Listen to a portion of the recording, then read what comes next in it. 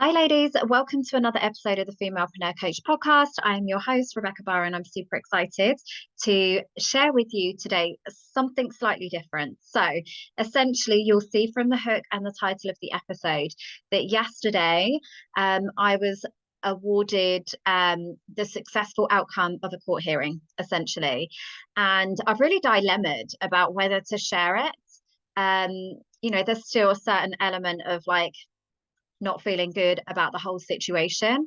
But I really made a commitment when I started my podcast and became a business mentor that I would be sharing the good, the bad, the ugly of the business journey and behind the scenes of what I'm doing, what's working, what's not. So I felt like it would be an important conversation because I think what you see on social media typically is very much a highlights reel of the business entrepreneurial journey. Everybody like in bougie clothes, great branding, on tropical islands. Like, how great is it that I get time freedom and making a shed ton of money in my pants and doing no work?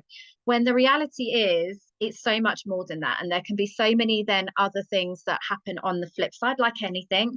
There's duality in the journey of entrepreneurship. Sometimes it's incredible, and then other times you get these moments and these seasons where things aren't working well.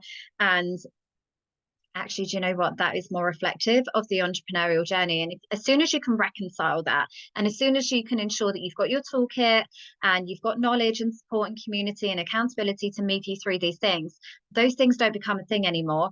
And you can just keep it moving. So I'm going to obviously share some very top line details of what happened, but I'm not going to get into the detail of the hearing itself because if I'm really honest, I don't feel like that's a classy move. And this isn't like a haha, I was right episode. It is just coming from a place of value. What I learned from this experience and what I will obviously be ensuring going forwards into 2024. And maybe you can, take some of those learnings yourself. So essentially, this was a situation where somebody had said that they didn't get a return on their investment with working with me. Which obviously, I'm a human. It did impact me for a minute because, having to justify yourself, your method, your approach, all of the decisions that you made over a 6-month period, a year later was a lot, especially with somebody with ADHD, just trying to remember what I had for breakfast is a lot. And equally having to justify yourself as a woman, like I'm an intuitively led business coach. Some things that I suggest aren't always orthodox and or make sense, but they always work out typically. And this was essentially the foundation, was that they hadn't made a return on their investment. They didn't think that I was very good. The sad thing is that there was no opportunity. I didn't see any of this coming. It completely blindsided me. We got to our last session after 6 months together and was then given this barrage of stuff in an attempt to essentially get a refund. That was the whole purpose of that conversation, was to essentially get a refund. Now, as it all worked out, it essentially, uncovered in the court hearing that not only did she make a return, she almost tripled her investment, and that was on conservative figures that she hadn't disclosed. So it was very just a incredible moment for me when I realized that I had done a good job. Everything did make sense. It was working out. But equally, for me as an entrepreneur, and don't feel the need, honestly, I'm good. It was a moment where I was a bit like, oh, why? All I've tried to do is help somebody, and then this has come back negatively. But equally, I'm good. And this isn't my first rodeo in terms of people making accusations and I've been in business 9 years, and there's a lot of people, when people think you're successful, that will try to leverage that as an opportunity for them to shortcut their own success. They will target you because they believe that you're successful and that you can essentially give them money. So it wasn't the first time that I've kind of had a bit of a shakedown, essentially. But for me, it was a great moment of growth because I realized that how far I've come, Like, this doesn't faze me. It doesn't affect me. I was a HR manager back in the day in my corporate career, and we would often, I'd get approached from people that are like, oh, if you don't pay me this or pay me to go away, I'm going to say this, I'm going to go to socials, I'm going to report you, like, da da da. And the 99% of the people never do a single thing. And it's just an attempt to, like I say, feel like, I've got something, I'm onto a winner, I can get a quick payday. And I guess as one human to another, there is no shortcut to success in life. Yes, you can absolutely invest in a mentor and they will shortcut your success journey. They will tailor strategies to make it easier for you to get to the good part of business. But if you are investing in somebody purely just to get an ROI on that investment, then you are really goddamn missing out on the whole point of that process, and that the beauty that is available to you in that relationship of being seen, of being heard, and of being supported. It is not just about the goddamn money. You are so much more deserving than just that. So that's what made me really sad, I guess, is that we'd done so much intangible work together that had really got her mindset in a great place also, I thought. And it just made me really sad that it was like, one conversation with a third party that wasn't her had skewed her view on the whole journey together. And that just made me really sad. So, and again, I'm still sad about this. So it is what it is though. But I would say, like I say, if you're only investing in a mentor to get an extra zero, then you're really missing out on that beautiful relationship and moment in time where you get to be fully supported in whatever way you want to be in your business. And that's what I love about what I do, is that I'm working with women who are multifaceted, that have many different layers, lots of different journeys, stories, traumas, like incredible highs, incredible lows, money mindset. Like, we go into so many different areas around the business, other than the business, because one thing I feel really passionate about as women is that we focus on the wholeness. Success in one area of life is not success, in my opinion. Having, a really incredible bank account, a business that feels super aligned, one that enables you to do your soul's purpose and work, one that you feel really confident in showing up in, one that isn't in a, encouraging you to sacrifice other areas of your life. That for me is the holy grail. And that's essentially what we did. We reduced our hours, we up leveled other aspects of her business and her life, we got her a support team, and she just literally put no value on any of that. And that made me really sad. But anywho, the whole purpose of this episode is to share what I took as takeaways from that. And like I say, it isn't a haha, I won. It was just a couple of things. So for me, the biggest thing is this client came to me on a deal, essentially a Black Friday deal. I should have known and listened to my intuition. When we had our initial conversations, there was a little bit of fear around that investment, but I was really confident based on the information that she gave me that, girl, we're fine. Like, you are sitting on so many opportunities to monetize your business. Even if you just did 1/10 of that, like, you're going to make money, it's going to be fine. And as a coach, you have to have like that confidence and conviction in not only yourself but your client's ability to get results. Already an established business owner, why the hell would you not? Obviously what she told me wasn't true, or certain elements weren't necessarily completely true. So the information, all the decision and the confidence that I had in her was based on information that wasn't strictly true. So again, I don't think I could have done anything different in that process. But what it did highlight to me was that when you discount your services, it can attract a buyer who is coming from a place of scarcity and lack, and they're only jumping in at this point not because they're ready, not because they're excited, but because they're saving money and because it feels like a bargain. Whoever wants to work with somebody from that place. And I actively discourage people from working for me if it feels like too much of a stretch in that moment. There's a different energy around, this feels like a bit of a stretch, I'm so excited, oh my god, to this has to work, I've got absolutely no backup plan, I've got nothing in reserves, like, this has to work. I don't want to work with people at that stage of business, because like I say, there's so much more. And this isn't a cop out that I can't get results, because absolutely I could, if that was the only primary objective, I can give you 100 things that you can do all goddamn day long that will make money in your business, but will probably not feel aligned might feel like pulling teeth, could feel like hard work, and probably won't be sustainable. So why would I want to do that when my whole values system is based on the fact that business needs to be sustainable? For me, you getting a quick win, a high, a false high in your business in terms of cash sales, that as especially as a money mindset mentor, that you can then not sustain or hold, and you self-sabotage left, right, and center. How is that a win for me? That doesn't feel good in anything that I want to do. Anyone can teach you how to make money.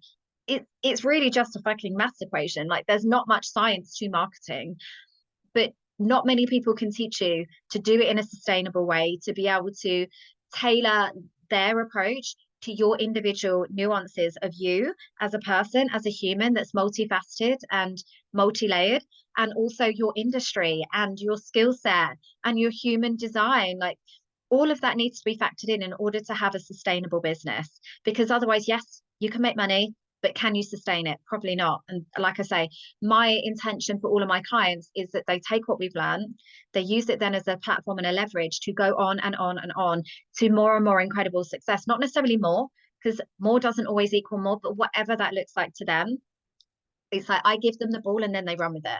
If I did that in a way that they could literally fall apart when I am not propping them up, then that is not a good business mentor, in my opinion. That is somebody who has based the whole program around them, not their client. And for me, that was just kind of confirming. I didn't do a Black Friday deal this year. I have done no sales all year. Occasionally on my funnel, I'll offer a discount for my money mindset program because I believe so much in the work that I'll incentivize people to take action. But I don't discount my services anymore, because that was just the universe giving me that reminder. And typically these things come up as a nudge from the universe, like, girl, you shouldn't be doing this. I went against all of my best intentions. She'd already had a bad experience with a previous business coach. And I think supposedly, and again, should have been a red flag, because she was blaming the coach. She wasn't taking any accountability for her own part in that process, which I can now surmise that probably wasn't necessarily solely the other person's fault. It's an exchange, isn't it? You've both got to take your part. Even in this hearing, I take my part in that process. And I've taken away notes and things that I can up level. This isn't like, well, I'm great, they're awful.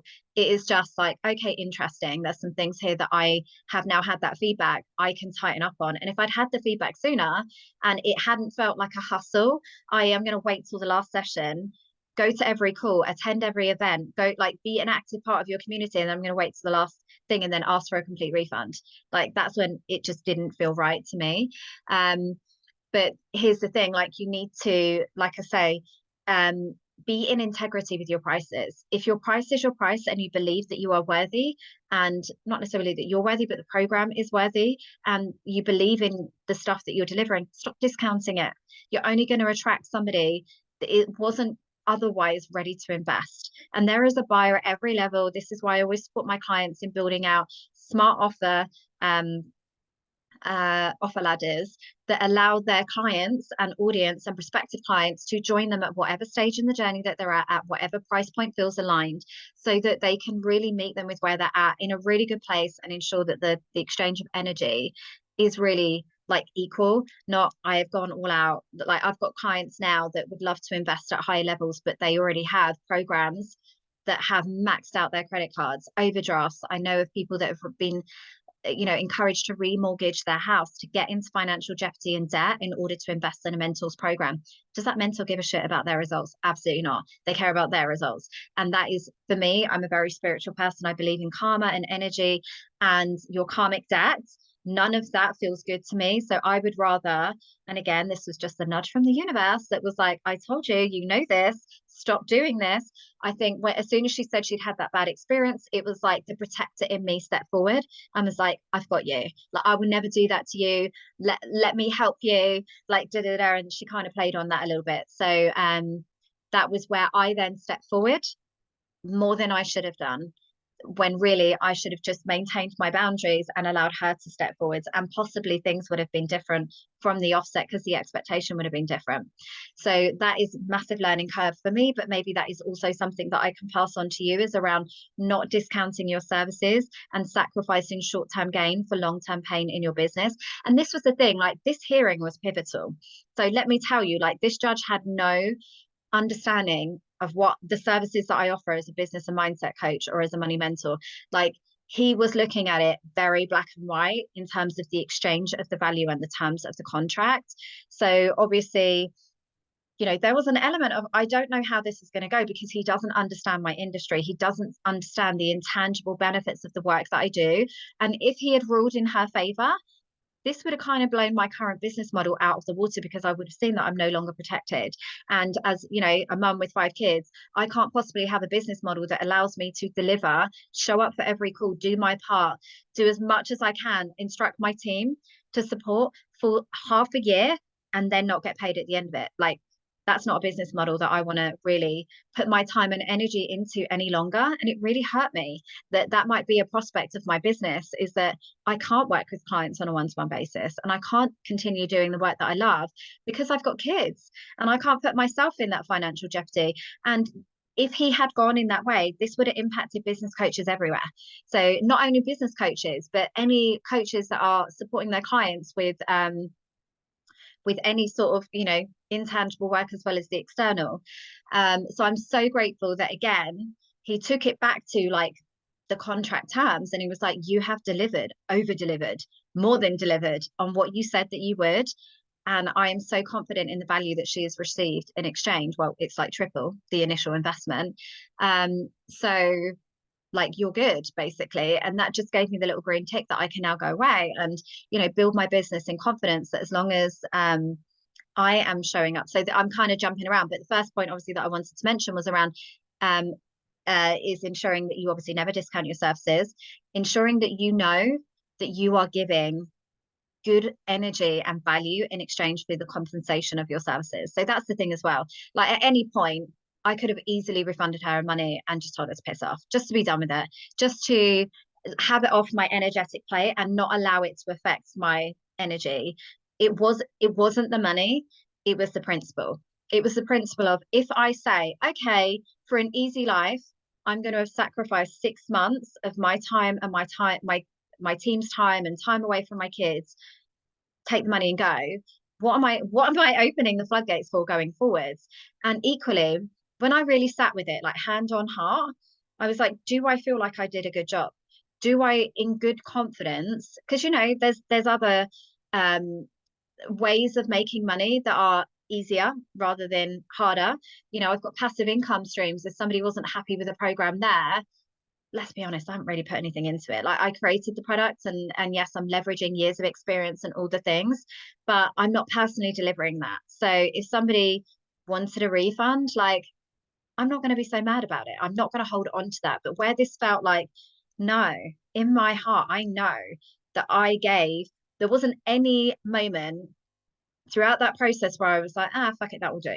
Like, everything was the highest possible good for her, and or what I believed was her highest good, and what she had told me was her highest good, and her motivation and her goals and all the things, which I believe probably were, but like I said, external parties got involved at the end of the process that perhaps changed that view.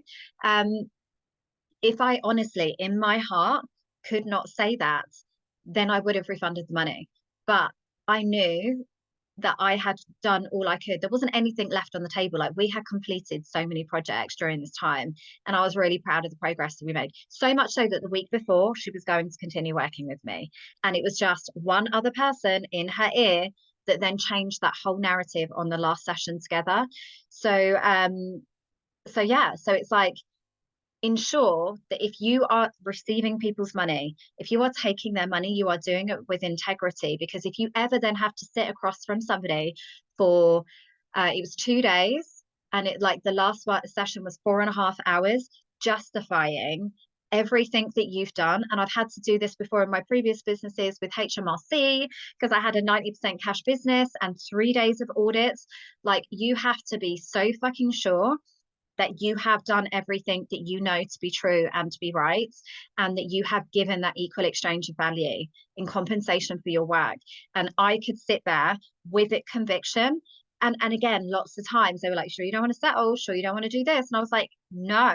I was like, if somebody objectively looks at all of the things and tells me that I am no good at what I do, I will take that on the fucking chin, and I will look at myself. But as far as I believe in my heart and my soul, I have done a good job, and I can justify every decision, every part of the strategy, every process. I'm good. I believe in myself, and I believe in the values that I hold so dear. I believe in my integrity. Okay, let's see what happens. And ultimately, it was ruled in my favor. So you have to be able to be honest with yourself and do that same thing. Obviously ensuring that you never discount your services, but also make sure that you are protecting yourself. Now, I remember again from my HR days that it would be like the really kind managers that would be the ones that go above and beyond for their teams, that would always be the ones that would then be at the risk of, you know, having to overturn decisions to reinstate past team members that they'd fired because they hadn't followed the process. And for them, it was because they didn't believe that either it was going to come to this, they didn't believe that people would turn around and get nasty afterwards, and that, you know, they gave people as a whole, as a collective, a lot more credit than they should have done. They would like try appeal to people's better nature, like get them to turn around their behavior without documenting anything, that which then meant and give them the benefit of the doubt, which then meant when it came to trying to dismiss somebody that they've literally had enough with, we've got no evidence to support any of that. And they'd be like, but they know because I've spoken to them, we've talked about it, and it's like, if it's not documented, it doesn't count, and the business is at risk. Now you need to start thinking about yourself as a business owner and a CEO, as well as the person that is working in the business, and ensuring that you are protected, because it would always be those lovely people that had the good intentions that would then be personally at risk, and again, having to justify themselves and their actions and everything they've done, which is not a nice process to go through ever, at a tribunal, when somebody then turns around and says, yes, I might have been like drunk, not turned up, been abusive and all the things, but you've got no evidence of that. So all for me as a victim, because everybody loves to revert back to victim mindset, is I didn't do anything wrong and you've just sacked me. So obviously it's because of XYZ, and they'll connect the dots in their own way that serves them. And it would be those poor people that I would be like, if you just like done what I'd asked you to do, and, you know, documented a few things and protected yourself so that you didn't have to be in this position, then, you know, we wouldn't have to be in this position. So for you as a business owner, it's great to trust your clients and be like, oh, they're grateful, they're good people, like I don't need to worry about these things like privacy policies, contracts, agreements, and all of the things. Even I've had this year with affiliates that I have been in partnership with, that then it's gone sour, that have threatened me with legal action because I'm no longer endorsing their products. And I'm like, but I don't believe in your products. And they're like, but you need to endorse it. And I'm like, no. And I've again had legal support and advice that has said, no, you don't need to actually. And I'm not prepared to compromise my values, because that's all you fucking got in life is your reputation and your values, essentially your soul. You know, like you can make all the money in the world, but if you don't have a soul at the end of it and you don't have success in other areas of your life, what the hell is the point?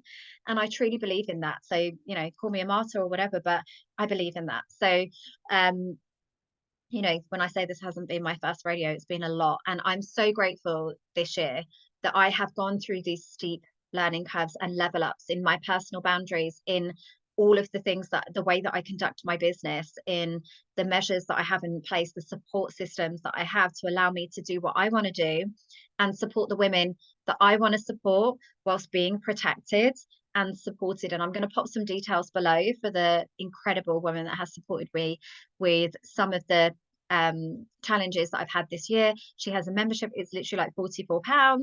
I would definitely encourage you, if you are a small business owner, to have access to that, and I'll pop the link in all of the show notes, my Facebook group, all of the things, because as much as, you know, I've got a contractual background, you know, people are going to have you second guessing yourself and all the things.